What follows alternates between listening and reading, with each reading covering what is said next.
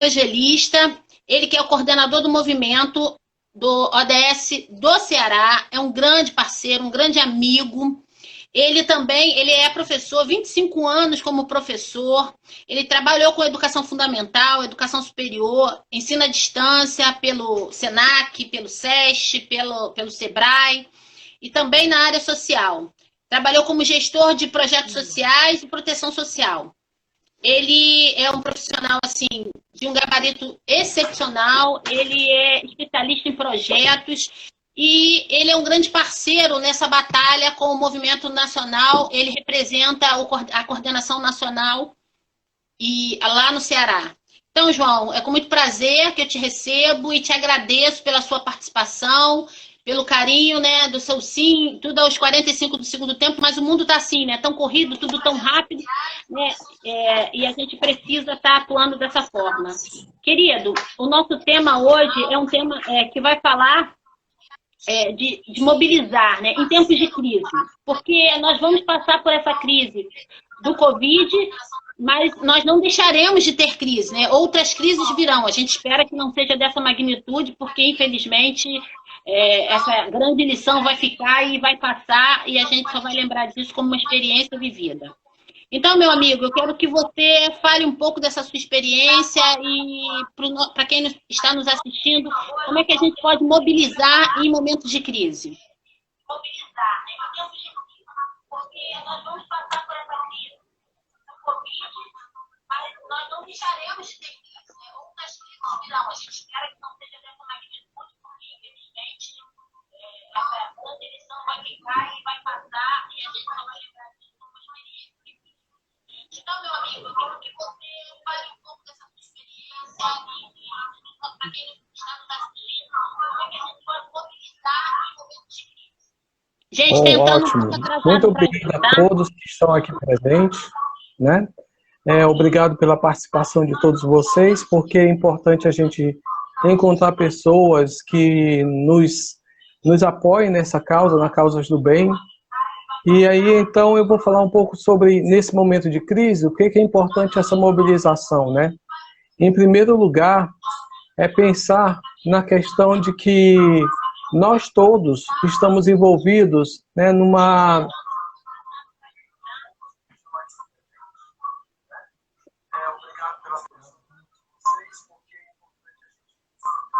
Eu estou com alguns problemas aqui no som, eu acho que é porque está vindo uma tempestade para cá. Né? E aí, então, o que nós podemos trabalhar nisso? Com a gente fala muito em sustentabilidade, mas eu acho que a gente tem que buscar um pouco a questão da experiência humana, né? E na experiência humana, nós vamos observar o seguinte: o nosso planeta, ele já está pedindo socorro há muito tempo. O nosso planeta, ele já está esgotado, né? E aí ele vai surgir uma dor desse planeta que está muito esgotado. A primeira dor que pode sentir é a dor do mundo, vamos dizer assim, né? A dor planetária. É quando nós sabemos que as coisas não estão indo bem, que o planeta está indo bem, mas infelizmente a gente se cala, a gente evita compartilhar essa dor. Então, o que pode causar uma desmobilização, né? O que pode causar um descompasso nessa luta nossa por um mundo melhor? É justamente o medo das pessoas enfrentarem que elas têm que adotar novos costumes, novas práticas, uma nova maneira de ver o planeta. De ver o planeta como ela sendo parte do planeta e não como ela sendo isolada do planeta, ela longe do planeta. Tá? A outra dor que é muito comum é a dor social. Quando a gente observa que na nossa sociedade existem pessoas que estão passando fome, na linha da pobreza e miséria, que não conseguem se superar, né? A dor social de discriminação, de racismo, do discurso do ódio, né? do desentendimento.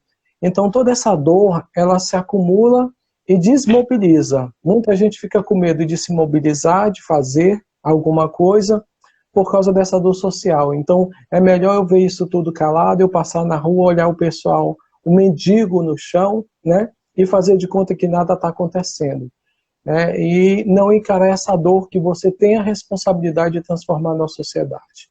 Uma outra dor que também é muito importante é a dor física, que nós não estamos cuidando dos nossos corpos, né? Nós estamos nos intoxicando cada vez mais, alimento que não é saudável, uma alimentação que não é nutritiva, porque existe uma diferença muito grande entre você comer um alimento e ele realmente ser nutritivo, né? E esse conhecimento nas escolas está muito fraco, na sociedade está muito fraco. Então vocês veem, por exemplo, no caso do Ceará, tem crianças que estão com problema de obesidade. Aí você diz, mas elas não estão passando fome? Não é que estão passando fome ou não, é a qualidade nutricional dos alimentos, né? Não é chegada a qualquer alimento, né, que altera a vida da criança, tá? Bom, a outra dor que eu acho que vai mexer muito com a mobilização das pessoas é a dor espiritual. Durante muito tempo, né, nós nos afastamos da espiritualidade. Nós achamos que a razão e a emoção comandam, mas o lado espiritual humano, ele ficou esquecido. Eu não estou falando de religião, né? Não estou falando de seita, não estou falando de ordem religiosa, não é isso. Eu estou falando do encontro da natureza em si, enquanto Deus único, né? A sua preservação como Deus dentro de si. E nós vivemos numa sociedade que é completamente inconcebível viver quando você vê pessoas que desejam a morte do outro por nada, né? Você é gay, tem que morrer. Você é negro, tem que morrer. Ou então, uma sociedade no qual se mata, como no caso aqui do Ceará, mas no Brasil todo ocorre, né? Os esquartejamentos, né? O pessoal tirando foto e filmando, dando tiro na cabeça das pessoas, entende? Então isso também incomoda muito. Isso aí é uma dor que nós, na sociedade, a gente não quer encarar. Que cada vez mais a gente está se distanciando dessa espiritualidade. E o principal de tudo isso é que essa espiritualidade é o planeta Terra, é a famosa Gaia, né? Nós somos seres da Terra, somos seres de Gaia. E essa energia de Gaia, né, ela está em nós somos filhos da Terra, né, e vamos voltar para a Terra, né? É tudo criação. Eu sou cristão, acredito em Deus, muito mesmo, né, e eu acredito que Deus está em todas as coisas, inclusive na natureza. Deus está no próximo, está até naqueles que a gente não gosta, mas Ele está lá, né? Só preciso que despertar Deus em si. E esse encontro com a natureza a gente perdeu. E houve a nossa crise da separação espiritual. O que ocasiona? Se vocês observarem, assim, muita gente com depressão, com ansiedade, com a saúde mental deteriorada, né, com violência psicológica, as pessoas precisam tomar remédio, as pessoas precisam ficar tomando remédio para dor de cabeça, a doença dos nervos, como falam antigamente, né? Então, nós estamos numa sociedade que ela entrou num redemoinho, né, tanto o distanciamento espiritual, o desencontro consigo mesmo, e também com a estrutura social que nós nos encontramos, esse redemoinho nos trouxe esses malefícios, né, psicológicos. Tanto que nós estamos quase que incapacitados de nos compreendermos como planeta Terra, né? A gente olha assim, olha a natureza. É o dia da natureza, dia da ecologia, vamos plantar uma árvore. Mas a principal ecologia de todo o processo é a ecologia humana, né? A árvore é dentro de nós. Nós temos que ter a natureza dentro de nós. Nas nossas relações de gentileza, nas nossas relações com o outro, não desviando verbas públicas, não enrolando, não enganando, não passando a perna, né? E é um processo muito longo, Por isso que muitas pessoas, elas se desmobilizam, porque na hora que elas vão se mobilizar, os outros dizem, olha, ele tá doido, é comunista, né? Esse daí é pirado, tá fumando maconha podre, né? Entendeu? Tanto que nas universidades, né, os jovens, quando vão poder ser, vão se organizar, é um bando de maconheiro, né? Então, porque a nossa sociedade ela não consegue reconhecer essas dores, né? Eu acho que o movimento, a mobilização, sempre me diziam, né, sempre tem um ditado popular, se não vai pelo amor, vai pela dor, né? Se não vai pelo amor, vai pela dor, né? E agora, como já apareceu outras vezes, só que não deram tanta atenção, né? Mais um vírus, não é a primeira vez que nós temos crises virais, né? Apareceu mais um vírus que nos chamou a atenção, que nós temos que nos mobilizar porque a sociedade está totalmente desconectada de si mesma, né? Ela está totalmente tá no caminho errado da sociedade e que nós precisamos construir um caminho mais solidário, mais limpo, mais justo, né? Mais honesto. Então é um saneamento não só do vírus, mas o saneamento das nossas relações humanas, que estão muito desgastadas. É uma sociedade da superficialidade, né? Bem, disse ali uma participante ali, se não me engano, Ana Paula, né? Você acredita, João, que qual é o panorama que nós podemos observar nesses tempos de crise? O que acontece, qual o comportamento do terceiro setor nesse momento que a gente precisa estar muito mais conectado e termos estratégias e um plano de ação para que a gente consiga atuar, né? Porque nós não sabemos, né? Não sabíamos quando que isso vai acontecer, tampouco sabemos quando isso vai acabar. E qual é o olhar que você acha que o terceiro setor precisa ter, já que ele é um setor sempre tão fragilizado, né? Fragilizado, que eu digo, numa questão até de empoderamento, de ter uma capacitação técnica. Às vezes falta isso, né, para algumas instituições. Em momentos, agora nós tivemos alguns projetos aí para o combate à Covid e algumas instituições não conseguiram participar porque não tinha essa qualificação, alguém que pudesse estar escrevendo um projeto ali para ações e para que pudesse ser feita uma pequena mobilização até na sua comunidade. Então, assim, essa falta de capacitação também impactou bastante para que houvesse uma mobilização melhor, né? Como é que você entende isso? Eu vejo essas questões, elas são bem complexas, né? Elas envolvem vários níveis, né? Que vão desde o nível de organização, nível de relacionamento social, né? E o nível de impacto nas ações, né, que se realiza, né? Esse panorama que a gente enxerga, né, dessa Covid, né, dessa chegada desse vírus que nos chama a atenção, né, é um panorama, eu vejo mais de esperança do que desesperança, né? Eu vejo uma questão de reflexão, uma questão de repensar as atitudes. O que eu costumo dizer sempre, por que as pessoas conhecem pouco sobre o Objetivo de Desenvolvimento Sustentável? E por que as pessoas têm medo até dos Objetivos de Desenvolvimento Sustentável?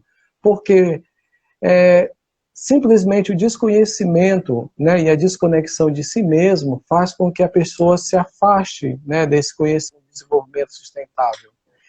O desenvolvimento sustentável ele ameaça algumas formas de comércio ilegal, ele ameaça alguns padrões e considerações da sociedade, né? Ele é um agente transformador. E diante dessa coronavírus, diante dessa pandemia, né, existe uma autorreflexão sobre o que pode acontecer. Mas o que eu acho que a gente tem que pensar enquanto para a sustentabilidade das organizações não governamentais, né, nós temos que pensar muito na questão da gestão das organizações, né, e do terceiro setor. Tá? A gestão não vai ser a mesma, né, daqui para frente, né, eu vou até falar um pouco como Roberto Carlos, né, daqui para frente tudo vai ser diferente, você vai ter que aprender a ser gente. Né? O rei estava certo também. Né? Então, o modelo de gestão das organizações, que antigamente muitas delas ficavam só esperando doações, elas não se auto-organizavam, elas, onde é que está o estatuto? O estatuto está na casa da dona Francisca, que esqueceu lá na casa do seu José, e não tinha um nível de organização. Como é que é composta a diretoria? Ou seja, são organizações que fazem um trabalho muito bom, né? Elas fazem um excelente trabalho. Mas, infelizmente, né, na parte da sua gestão, elas se quebram e elas não passam muito tempo porque elas não são sustentáveis, né? Outra questão também que a gente pode falar para as organizações entrarem esse momento de pandemia e também de se remodelarem no momento de pandemia é a questão dos recursos humanos. Nós sabemos que muitas instituições elas dependem do voluntariado, né? E o voluntariado ele é vamos dizer assim, ele está num processo de construção. Como eu te falei, não adianta a pessoa ser voluntária, sair nas fotos e vídeos, etc., se dentro dela não tem um verdadeiro espírito do voluntariado, né? Se ela não está fazendo por querer um impacto social e uma mudança daquele que é beneficiado, tá? O que é a mudança do beneficiado? As pessoas que recebem doações no Brasil, elas têm ainda uma ideia muito paternalista e assistencialista. Ai, fulano me deu, né? Ai, o governo me deu. Entende? Então ainda estão muito nesse campo do paternalismo e do assistencialismo. Mas qual é a nossa proposta? É que se tiver doação, se tiver apoio à comunidade, mas que seja de uma forma que ela possa superar o estado que ela está. Se a pessoa que recebe um benefício, né, Bolsa Família, seja qual for, se ela não consegue superar aquela situação, se ela não tem condições de superar aquela situação, ou se ela não tem vontade de superar aquela situação, esse benefício não está favorecendo em nada, não está atingindo o objetivo dele, né? E é isso que é o objetivo sustentável, é quando a gente consegue tirar da situação da fome e da miséria, quando a gente consegue tirar uma mulher de uma situação de agressão física, social e discriminação, né? Quando se dá acesso às diversidades, isso é desenvolvimento sustentável, né? Não é filantropia apenas, né? É uma transformação do meio social. Sem esse impacto social, essa avaliação desse impacto das ações, né, não acontece realmente a transformação. Então, outro aspecto que as organizações elas vão ter que repensar, né? Se a ação que elas estão fazendo está realmente causando impacto na comunidade e na sociedade. É um aspecto importante.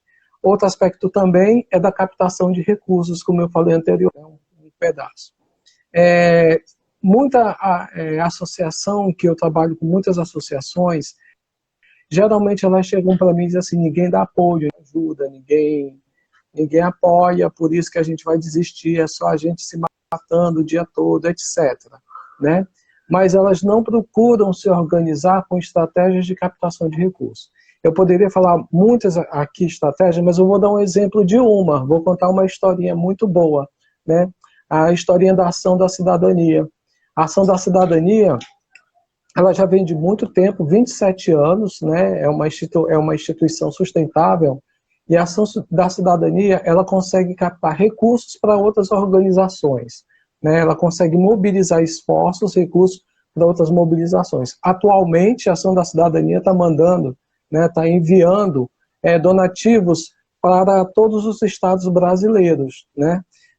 Eu faço parte do Comitê Roraima. Lá em Roraima nós recebemos 1.000 cestas, né, que estão sendo distribuídas em área indígena, nós estamos distribuindo, né, em área que era ex-garimpo, vilas de assentamento agrícola. Estamos conseguindo chegar lá, mas isso tudo foi porque a gente teve uma visão muito mais sustentável de captação de recursos, conseguir bons parceiros, né? Se a gente consegue bons parceiros, e aí vem mais uma coisa interessante, né? A gente pensa que captar recurso é só recurso financeiro, é só dinheiro, né? Ou doação.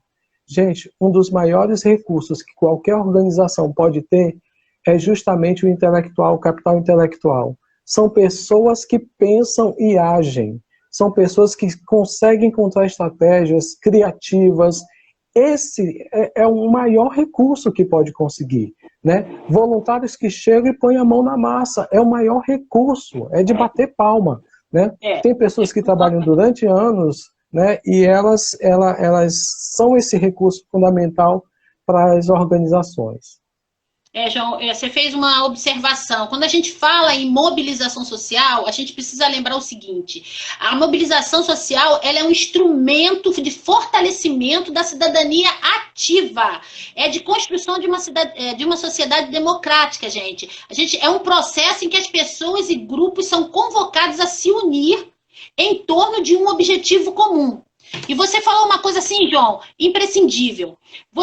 Algumas instituições, elas ficam esperando que alguém vá até elas para levar doação. Elas ficam de mão estendida como se fosse pedir, e assim, eu vou falar uma palavra que é até um pouco pesada, pedindo uma esmola. E a gente precisa entender que a gente precisa arregaçar as mangas e se capacitar. Eu não tenho que me qualificar em como fazer para pedir de forma melhor. Não é isso. Você precisa entender que você precisa capacitar e ter uma equipe técnica dentro da sua instituição para que você consiga buscar esse recurso. Não existe mais pires, não existe mais mão estendida. Precisa que você capacite. E o grande problema que eu percebo, quando a gente promove um seminário, um workshop, alguma coisa que leve para as pessoas o conhecimento, algumas pessoas falam, eu queria ir, pensei que ia dar alguma coisa. Elas não conseguem entender que receber conhecimento é algo extremamente precioso, né? E ficam esperando sempre uma doação de uma cesta, uma doação de alguma outra coisa que não conhecimento. Então, muitas vezes, é preciso que as pessoas entendam que a busca pelo conhecimento pode ser uma grande saída para que você consiga sair da inércia que a sua instituição fica. Ninguém vai bater na sua porta para te dar nada, a não ser que você tenha assim, uma sorte muito grande, né? Que nesse momento aí as pessoas estão precisando muito receber, mas às vezes, até para receber, a gente precisa estar pronto. Porque não adianta, é como você ganhar na loteria e não saber investir seu dinheiro, daqui a pouco você fica pobre de novo, né?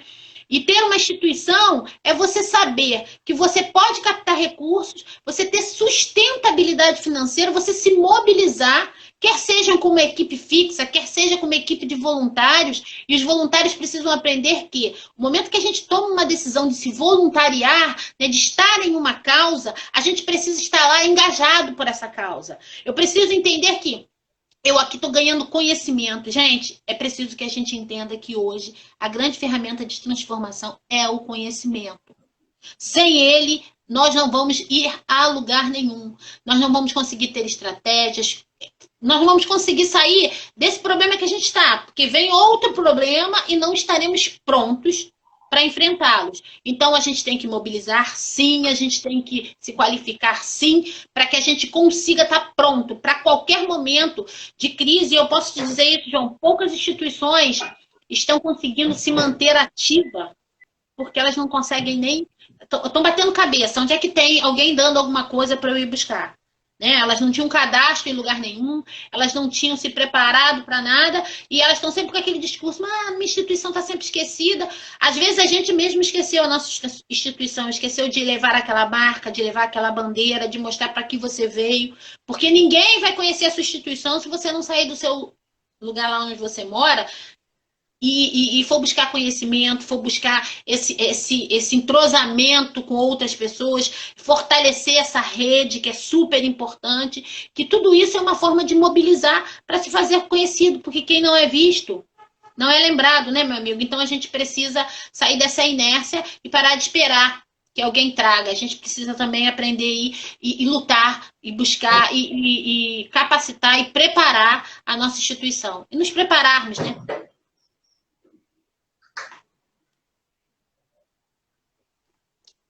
Bom, eu poderia até, em últimas palavras, né, para a gente encerrar esse encontro, mas já pensando em outras lives, né, para a gente discutir, inclusive eu convido a todos que participaram aqui para a gente fazer rodadas de diálogo, né, eu estou pensando em fazer um webinar com o Meet para todos nós discutirmos essas questões, né, mas foi fundamental que postaram ainda agora aqui, postado que era preciso que todas essas organizações se unissem para que as coisas dessem certo. E eu tenho visto muita experiência boa, né? muita parceria boa, né? Eu posso dar um exemplo também, contando uma historinha, né? Pegando o exemplo do INEC, Instituto Nordeste Cidadania, que faz um trabalho muito bom aqui no Ceará, não só no Ceará, mas aqui no Nordeste inteiro, né, em Pernambuco, Sergipe, enfim. Esse instituto, ele promove, né, vários cursos de emancipação das famílias, né, cursos que podem fazer as famílias terem uma renda a mais, e o principal de tudo, na parte de educação, são cursos até de formação para o Enem, né, de preparação para o Enem. Ou seja, eu posso dizer que no lugar onde eu trabalho, eu tive essa experiência de lá ter tido o curso deles, e era uma escola que às vezes tinham um aluno que continuava a vida universitária, e depois do curso deles a gente teve o impacto de ter 35 alunos entrando na universidade. Olha que mudança de vida para eles, né? A gente conseguir fazer com que aquele cidadão realmente ocupe espaço na sociedade, né? Isso é muito importante. E nessa união das organizações, eu acho muito interessante o movimento do crowdfunding, né? Que é o movimento de conseguir fundos coletivos, né? Que tem várias instituições, várias organizações, movimentos, inclusive eu poderia falar a comunidade a comunidade do bem, né? Que aqui no Ceará eles fazem um trabalho muito bom também, né? De resgate, né? Também tem várias outras instituições que eu poderia dar exemplos aqui, né? Não ia ser interminável, mas elas conseguem garantir a sustentabilidade das organizações que não conseguem se sustentar. Isso é fundamental, é fantástico. Essa união eu digo assim, que é a cereja do bolo, né? Sem a cereja do bolo, o bolo fica meio... come muito, mas não tem graça, fica muito sem graça. Também, nessas organizações, por exemplo, eu poderia falar um caso que eu vi recentemente. Eu gosto de, às vezes, falar muito, porque tem muitas experiências positivas num universo meio negativo. Então, no caso do IPRED, o IPRED ele atende a várias organizações. Ele consegue captar recursos, ele consegue captar a cesta básica, atende milhares de famílias que vocês nem aqui em Fortaleza e também no interior do Ceará ele consegue atingir, né? E ele repassa para aquelas instituições que não conseguem captar recursos, que não conseguem captar donativos, né? E ainda tem vários programas dentro. Muita gente acha que o Instituto IPRED, Instituto da Primeira Infância, que era o Instituto da Previdência e Desenvolvimento, né? Então, muita gente acha que era só alimento, né? Que era só leite e tudo mais. Mas dentro deles tem um programa de emancipação da mulher, né? As mães também participam de um programa de cursos, né? Um programa de inserção ao mercado de trabalho. Isso é fantástico, gente, é fantástico. E é graças porque tem parceria com o Senac, tem parceria com o Sebrae. As parcerias dão certo, né? As coisas estão aí para dar certo. Agora, o que precisa é a gente sair de uma casca protetora, que a gente tem medo de falar com o outro, a gente tem medo de repartir com o outro, né? Tem instituição, organização que tem medo de fazer parceria porque a outra vai sair da televisão e a minha não vai, né? Tem de todo tipo que vocês podem imaginar, entende? Tudo aparece aí nesse circo dos horrores, né? Mas se todo mundo se abrisse e se desse mais as mãos, olha, muita coisa nas políticas públicas do nosso país tinham resolvido. Inclusive, nós teríamos mais força de defesa em situações de desmonte, em situações de agressão a direito do trabalhador, né, em situações de agressão ao direito do idoso. Essas agressões estão acontecendo constantemente, mas é porque é aquela história, a gente acha que não é com a gente, é com o outro, é com o outro, é com o outro. Isso tudo é conosco, né, cidadão brasileiro. Mas se as nossas instituições não governamentais, né, em parceria com as governamentais, é lógico, mas as não governamentais, elas tivessem força, bem unidas, eu acredito que muita coisa ia mudar, o cenário do nosso país ia ser bem melhor. E uma outra coisa, só para dar um encerramentozinho, né? A situação que o Brasil está passando não está pior por causa das organizações não governamentais. Elas têm feito um trabalho fabuloso, né? Fabuloso, gente. É incrível o trabalho que está sendo feito. Isso não aparece tanto nos rádios, nos jornais, porque elas conseguem trabalhar até em silêncio. E o impacto social que elas estão causando é muito grande, né? Muito grande mesmo, né? Então, que seria muito bom que todos nós pudéssemos contribuir mais, né? Levar o conhecimento à população, porque isso é desenvolvimento sustentável. É garantir um futuro melhor para as futuras gerações, tá? Então, agradeço aqui. João, calma aí que tem perguntas. E assim, tem algumas informações que o pessoal botou aqui, a Ana Paula Humanista colocou aqui, por isso que é muito importante essa transformação social e pessoal simultaneamente. Isso é grande verdade. Colocaram aqui também para a gente o quanto é importante o conhecimento dos ODS para que a gente consiga ter aplicabilidade disso com muito mais eficiência, né? O quanto é importante esse conhecimento, esse engajamento, e você falou uma coisa importante aí na sua fala. A gente precisa estar pronto, e o que a gente percebe é que sempre as mesmas instituições estão sempre na crista da onda, e essas instituições muitas vezes estão ali para distribuir alguma coisa ou outra, mas o conhecimento, né? Como é que faz? A gente percebe que, eu sempre falo isso, eu acho que a gente precisa ter mais cursos de capacitação para ensinar as pessoas como se faz um projeto, para que as pessoas consigam se desenvolver, né? Porque esse é o verdadeiro ensinar a pescar, entendeu? Então, assim, quando a gente fala esse dividir esses saberes, é extremamente importante, porque estaríamos todos muito mais prontos para enfrentarmos a batalha junto. E essa sinergia, essa interligação que precisa existir entre o terceiro setor, o governo, as empresas, é extremamente importante. Eu acho que, neste momento, a gente consegue pensar, se é que não tínhamos pensado nisso antes, o quanto estarmos linkados dentro do nosso município, dentro do teu bairro, né?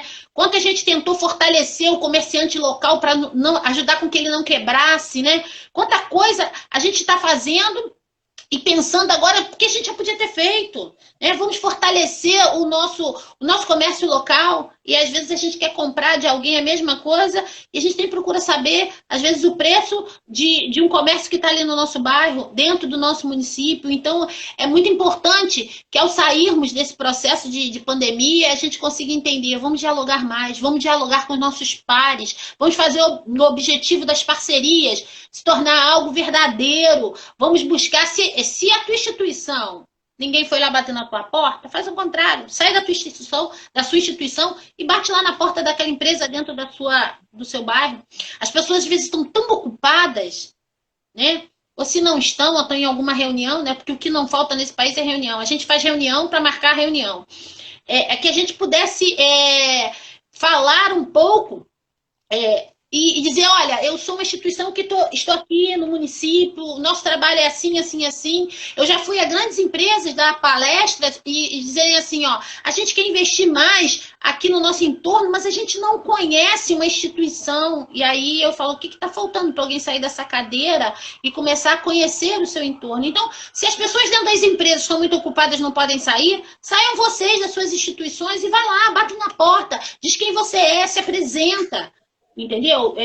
Porque essa troca de saberes, ela é extremamente fundamental, né? Eu como amo pessoas, eu como amo gente, tenho esse cuidado, esse zelo com as pessoas, né? João, a gente já se conhece há muitos anos, sabe que eu sou a pessoa que eu tenho muita preocupação com o outro, né? Então a gente precisa ter mais coragem de se aproximar das empresas. A minha instituição é muito pequena e vai continuar, se você não tomar uma atitude de buscar apoio. Qual é a sua deficiência? Eu queria promover aqui um curso de capacitação de projetos. Eu já levei para o município aqui do Rio, município de Mesquita, um curso, e essa parceria eu fiz com o ODS foi a Zezé, no ODS lá do Maranhão. A Zezé passou aqui uma semana aqui no Rio, ficamos fazendo um curso, durou 3 dias no município de Mesquita. A gente fazendo um curso de capacitação para que as pessoas pudessem, pelo menos, começar a gente vai sair pronto dali? Não, mas a gente vai começar a dar uma noção. Hoje tem cursos online. Gente, tem muita gente sentada em casa só vendo Netflix. Nada contra, por favor, nada contra. Mas vamos tirar um tempinho para fazer cursos online, para que você se capacite, para que você consiga sair muito mais pronto dessa pandemia.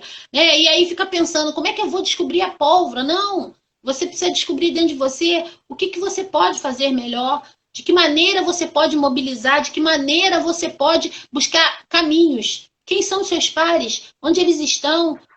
Não esperar apenas que as pessoas venham a você. Vá até as pessoas, vamos ter essa coragem. Né? Eu digo sempre, a gente diz assim, temos que ter atitude.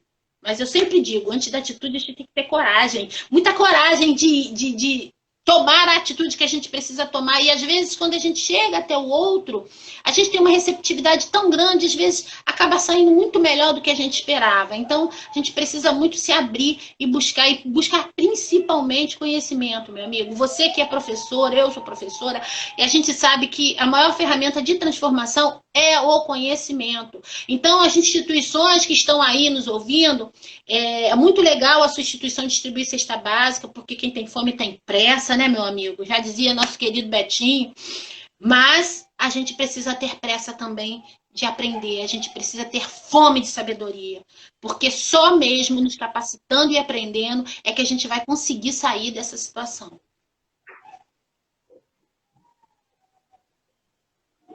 Eu acredito que o principal de tudo é que não existe desenvolvimento sustentável da mesma forma que não existe sem o tripé da sustentabilidade, né?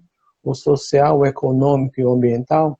Também não existe sustentabilidade sem um equilíbrio que é necessário para os três setores, público, privado, né, e as organizações, né, o terceiro setor. Se não houver esse equilíbrio, se não houver esse suporte, dificilmente a gente vai conseguir encontrar um equilíbrio, um desenvolvimento sustentável no nosso país, né?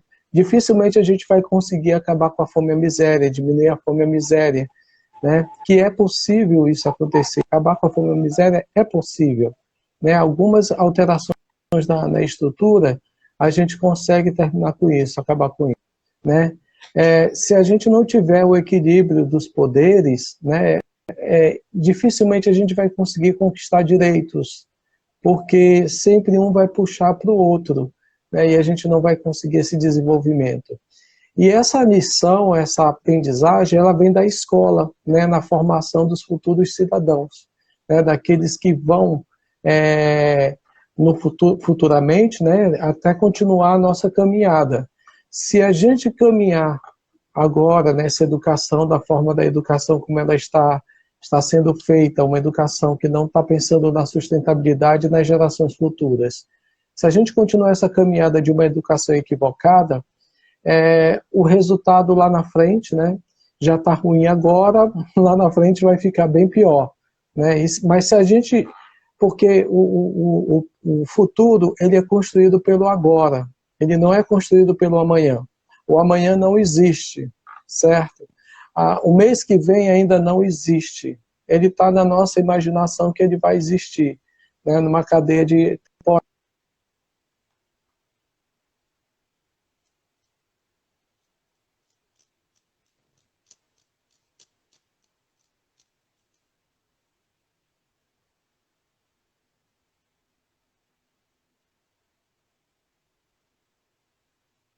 Oi, acho que João ficou meio...